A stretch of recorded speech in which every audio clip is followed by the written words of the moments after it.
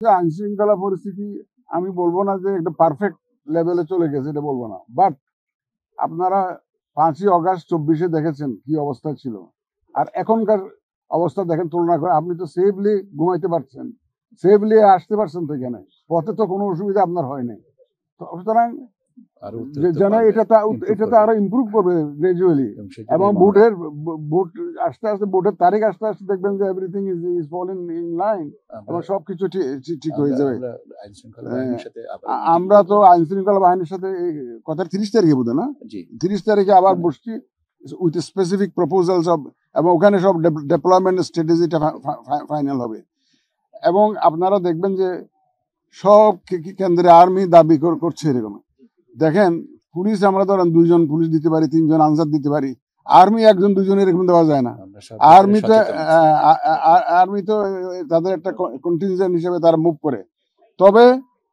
তবে আমরা এই ব্যাপারে সম্পূর্ণ ওয়াকিবহাল এবং সচেতন, যাতে শান্তি শৃঙ্খলা যাতে রক্ষা করেই আমরা যাতে নির্বাচনটা সুষ্ঠুভাবে করতে পারি। আর যারা প্রতিহত করার ঘোষণা দিচ্ছে, যারা সব ধরনের ব্যবস্থা আমরা নিব, যাতে কেউ সহযোগিতা লাগবে, আপনাদের সহযোগিতা লাগবে, সাংবাদিকদের সহযোগিতা লাগবে, দেশবাসীর সহযোগিতা লাগবে, ভোটারদের সহযোগিতা লাগবে। সবাই মিলে এই ধরনের সিচুয়েশন, অনাকাঙ্ক্ষিত সিচুয়েশন আমরা প্রতিহত করব, এবং ইনশাআল্লাহ অনাকাঙ্ক্ষিত সিচুয়েশন হবে না। মানুষ তো সবাই বুঝতেছে যে এটা সুন্দর, সবাই তো সুন্দর নির্বাচন চায়।